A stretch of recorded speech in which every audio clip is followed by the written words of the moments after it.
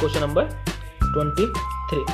A sample of paramagnetic salt contain 2 into 10 to the power 24 atomic dipole, each of dipole moment 1.5 into 10 to the power minus 23 joule per Tesla. तो हमारे पास एक paramagnetic material salt है, इसमें total number of dipoles दे रखे हैं और हर एक dipole की इतनी डाइपोल मोमेंट है. This sample is placed under A homogeneous magnetic field of 0.64 Tesla. अब हमने क्या किया, पैरामैग्नेटिक मेटेरियल के सैंपल को एक मैग्नेटिक एक्सटर्नल मैग्नेटिक फील्ड में रख दिया and cooled at temperature of 4.2 kelvin. उसका टेम्परेचर कितना कर दिया, 4.2 केल्विन कर दिया. The degree of magnetic saturation achieved is equal to 15%. मतलब जब हमने इस सॉल्ट को एक्सटर्नल मैग्नेटिक फील्ड में रखा तो इसमें क्या होगी, डाइपोल की टर्निंग होगी. तो जो टोटल डाइपोल थे उनके 15% जो डाइपोल हैं वो मैग्नेटिक फील्ड के डायरेक्शन में क्या हो गए, टर्न हो गए. Okay. What is the total dipole moment of the sample for a magnetic field of 0.98 Tesla and a temperature of 2.8 Kelvin? Assume Q is low. तो हमें बताना है अगर मैग्नेटिक फील्ड 0.98 टेस्ला अप्लाई करेंगे और टेम्परेचर कितना रखेंगे, 2.8 केल्विन रखेंगे, उस केस में जो हमारे पास सॉल्ट है उसकी टोटल डाइपोल मोमेंट कितनी हो जाएगी. ठीक है. और क्वेश्चन में हमें दिया है क्यूरी लॉ होल्ड होता है. ठीक. टोटल नंबर ऑफ डाइपोल्स हो गए 2 इंटू 10 टू द पावर 24 और जो एक डाइपोल की मैग्नेटिक मोमेंट है वो कितनी है, 1.5 into 10 to the power minus 23 joule per tesla. ठीक है. इनिशियल जो हमने मैग्नेटिक फील्ड अप्लाई किया था वो कितना था, 0.64 टेस्ला और टेम्परेचर था 4.2 केल्विन. अभी देखो जो मैक्सिमम पॉसिबल डाइपोल मोमेंट है वो कितनी है, जब सारे के सारे डाइपोल टर्न हो जाएंगे, मतलब n इंटू एम. तो ये तो हो गई मैक्सिमम पॉसिबल डाइपोल जब सैचुरेशन की स्टेट में डाइपोल मोमेंट हो जाएगी. तो m1 तो इस मैग्नेटिक फील्ड को अप्लाई करने पर और इस टेम्परेचर पर डाइपोल कितनी होगी, मैक्सिमम का 15% क्वेश्चन में दे रखा है. तो m1 कितना हो जाएगा, 15% of total possible dipole moment, that is total maximum possible dipole moment, that is n into M, number of molecule, number of dipoles into magnetic moment of one dipole. तो यह आ जाएगा 15/100 15% का into 2 into 10 to the 24 number of dipole into 1.5 into 10 to the minus 23 magnetic moment of one dipole. तो m1 की value यहाँ से इसको कैलकुलेट करेंगे और m1 की वैल्यू 9.2 जूल पर टेस्ला आ जाएगी. ठीक है. अब इसके बाद सेकंड केस हमें कैलकुलेट करना है कि जब हमने इस मैग्नेटिक फील्ड को कितना कर दिया, 0.98 टेस्ला कर दिया और टेम्परेचर को कितना कर दिया, 2.8 केल्विन कर दिया, तो इसकी डाइपोल मोमेंट, तो उस केस में इसकी डाइपोल मोमेंट कितनी हो जाएगी. ठीक है. तो यहाँ पे हम क्यूरी लॉ की मदद ले सकते हैं. क्यूरी लॉ में हमने पढ़ा है जो मैग्नेटिक ससेप्टिबिलिटी होती है वो कितनी होती है, Curie constant divide by temperature. तो टेम्परेचर से अगर मैं मैग्नेटिक ससेप्टिबिलिटी मल्टीप्लाई कर दूँ तो ये क्या आ जाएगा, एक कांस्टेंट आ जाएगा. ठीक है. तो टेम्परेचर इंटू मैग्नेटिक ससेप्टिबिलिटी कितनी होती है, intensity of magnetization divide by applied magnetizing field intensity. ठीक. अब देखो इंटेंसिटी ऑफ मैग्नेटाइजेशन है, ये क्या होता है, dipole moment developed per unit volume. तो ये डायरेक्टली प्रोपोर्शनल किसके होता है, डाइपोल मोमेंट के. और मैग्नेटाइजिंग फील्ड इंटेंसिटी है ये डायरेक्टली प्रोपोर्शनल किसके होती है, मैग्नेटिक फील्ड अप्लाइड के. ठीक. तो यहां से मैं क्या लिख सकता हूं, ठीक है, तो यहां से हम क्या लिख सकते हैं. ठीक है. तो इनके रेशियो को m अपॉन h रेशियो को अगर मैं m अपॉन b रेशियो से रिप्लेस कर दूं तब भी क्या रहेगा, ये कोई ना कोई कांस्टेंट ही आएगा, इक्वल टू k कांस्टेंट मान लिया हमने. तो किसी पर्टिकुलर मटेरियल के लिए ये जो टोटल टर्म है ये क्या रहने वाली है, कांस्टेंट रहने वाली है. तो अगर क्यूरी लॉ होल्ड हो रहा है तो इस पैरामैग्नेटिक मटेरियल के लिए ये टर्म क्या रहने वाली है, कांस्टेंट रहने वाली है. तो T1 m1 अपॉन v1 किसके बराबर होगा, T2 m2 अपॉन b2. तो हमें फाइनल डाइपोल मोमेंट कैलकुलेट करनी है जब मैग्नेटिक फील्ड b2 अप्लाई किया तो m2 की वैल्यू कैलकुलेट करनी है. b2 को इधर मल्टीप्लाई में ले जाएंगे, T2 को डिवाइड में ले जाएंगे. ठीक है. और यहाँ पर रिक्वायर्ड वैल्यूज पुट कर देंगे. तो temperature initial 4.2 upon temperature final 2.8 into b2 upon b1, final magnetic field 0.98 upon 0.64 Tesla into जो हमारे पास m1 की वैल्यू है वो कितनी है, 9.2. उसको जब आप कैलकुलेट करोगे तो टोटल मैग्नेटिक फील्ड आ जाएगा 10.34 joule per tesla. Question number 24.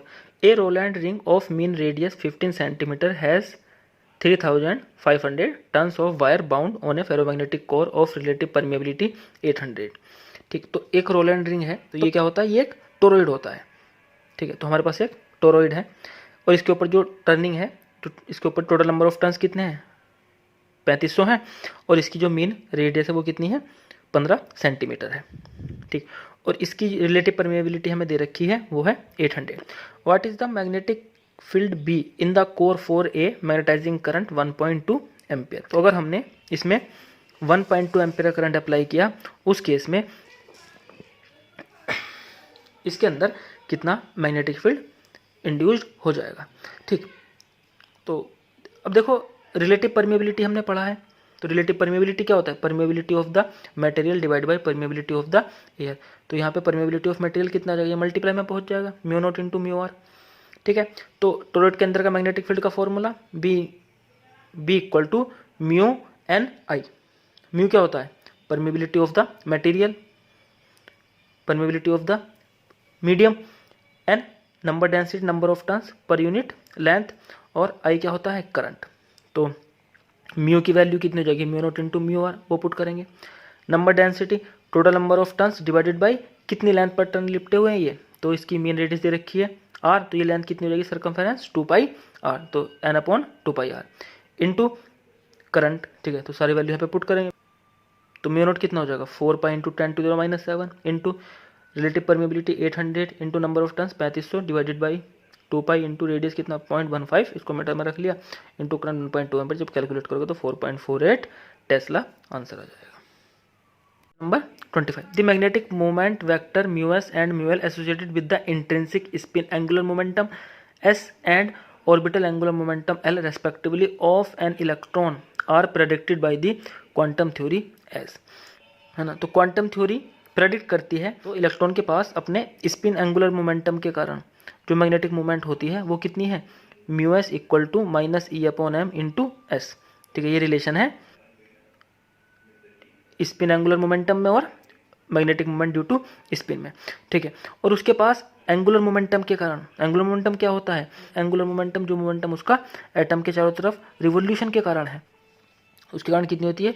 Mu L equal to minus E upon 2m into L. L क्या हो गया? एंगुलर मोमेंटम, तो ये ऑर्बिटल एंगुलर मोमेंटम और इसके कारण मैग्नेटिक मोमेंट में रिलेशन हो गया। अब पूछा है which of these relation is in accordance with the result expected classically. तो ये जो दोनों एक्सप्रेशन है ये क्वांटम थ्योरी के बेसिस पर है, तो हमसे पूछा है इन दोनों में से किसको हम क्लासिकली एक्सप्लेन कर सकते हैं। अब ध्यान से सुनिए,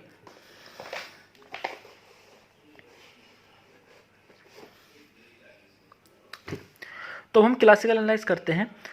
तो ये इलेक्ट्रॉन सर्कुलर मोशन कर रहा है और जिस सर्किल में ये घूम रहा है उसकी रेडियस कितनी है? आर है, और इसकी जो वेलोसिटी है वो वी है। ठीक है, तो इसकी एंगुलर मोमेंटम कितनी हो जाएगी? एंगुलर मोमेंटम क्या होता है? M R vector cross B vector, तो आर क्रॉस वी, तो ऊपर क्या हो जाएगी? ये हो जाएगी एंगुलर मोमेंटम की डायरेक्शन। ठीक है, और वो कितनी जाएगी? एम वी आर, आर इसकी रेडियस, वी इसकी वेलोसिटी, एम इसका मास ऑफ इलेक्ट्रॉन। अब जब ये घूमेगा तो घूमने के कारण ध्यान से देखो ये एक सर्कुलेटिंग करंट बनाएगा। अगर इलेक्ट्रॉन इस डायरेक्शन में घूमता है तो करंट की डायरेक्शन अपोजिट ले सकते हैं, तो ये करंट की डायरेक्शन हो गई। तो नीचे की तरफ क्या हो जाएगी? ये मैग्नेटिक मोमेंट की डायरेक्शन, और वो होता कितना magnetic moment? Current into area, current into area. तो करंट कितना हो जाएगा? तो करंट हो जाएगा कि किसी पर्टिकुलर क्रॉस सेक्शन से पर सेकंड से गुजरने वाला चार्ज। ठीक है, तो यहाँ पे तो करंट का मतलब क्या होता है? चार्ज। तो चार्ज हमने ले लिया ई, तो इस पॉइंट से ई चार्ज कितनी देर में गुजरेगा? टी टाइम में, जितना इसका टाइम पीरियड हो जाएगा। ठीक है, तो करंट कितना हो जाएगा? ई अपॉन टी टाइम पीरियड, और ई अपॉन टाइम पीरियड कितना होता है? 2 पाई आर बाई वेलोसिटी। ठीक है, टाइम पीरियड क्या होता है? टाइम पीरियड होता है एक चक्कर काटने में इसको जितना समय लग रहा है, तो कितना लेंथ कितनी है? ये total circumference 2 pi R upon इसकी वेलोसिटी कितनी है? वी, तो ये टाइम पीरियड की जगह रखेंगे, एरिया पाई आर स्क्वायर रखेंगे, और यहाँ से हम इसकी मैग्नेटिक मोमेंट कैलकुलेट करेंगे। ठीक है, तो E V upon 2 pi R into area की वैल्यू पाई आर स्क्वायर। जब इसको आप सॉल्व आउट करोगे तो ये आ जाएगा ई वी आर अपॉन 2। ठीक, तो एम से ऊपर नीचे मल्टीप्लाई कर देंगे, तो ऊपर ये जो एम वी आर है ये कितना बन गया? एंगुलर मोमेंटम, और ई अपॉन 2m यहाँ पर ये बच गया। ठीक, और अगर इसको मैं वेक्टर फॉर्म में लिखूँ, क्योंकि एंगुलर मोमेंटम की और मैग्नेटिक मोमेंट की डायरेक्शन अपोजिट है, तो यहाँ पर एक माइनस साइन लगा के ये वेक्टर फॉर्म में इस तरीके से रिप्रेजेंट किया जा सकता है। तो mu L vector equal to minus E upon 2m into L vector. ठीक, तो क्लासिकली हम, तो आपने देखा क्लासिकली हम ऑर्बिटल एंगुलर मोमेंटम के रिलेशन को प्रेडिक्ट कर सकते हैं। तो क्या क्लासिकली स्पिन एंगुलर मोमेंटम के रिलेशन को भी प्रेडिक्ट किया जा सकता है? ठीक है, तो हर एक इलेक्ट्रॉन के पास, चाहे वो किसी भी स्थिति में है उसके पास एक मैग्नेटिक मोमेंट होती है जो क्या होती है, जिसको क्या बोलते हैं, स्पिन के कारण होती है। ठीक है, तो स्पिन क्या होता है, कोई चीज़ अपने एक्सिस पे जब रोटेट करती है उसको स्पिन बोलते हैं। ठीक, तो लेकिन इलेक्ट्रॉन क्या, इलेक्ट्रॉन तो एक एलिमेंट्री पार्टिकल, मतलब वो तो खुद एक पॉइंट मास है, तो पॉइंट मास स्पिन कैसे कर सकता है। ठीक है, वो तो खुद एक पॉइंट है, अगर कोई बॉडी स्पिन कर रही है तो उस पर एक से अधिक पॉइंट होंगे। ठीक है, तो क्लासिकली हम ये रिजल्ट प्रेडिक्ट नहीं कर सकते। ठीक है, तो क्लासिकली हम स्पिन एंगुलर मोमेंटम के बारे में प्रेडिक्ट नहीं कर सकते। ठीक है, तो ये जो स्पिन एंगुलर मोमेंटम होती है तो ये एक इंट्रिंसिक प्रॉपर्टी होती है इलेक्ट्रॉन की। ठीक है, कहीं भी इलेक्ट्रॉन होगा तो उसके पास ये एंगुलर मोमेंटम होगा ही होगा।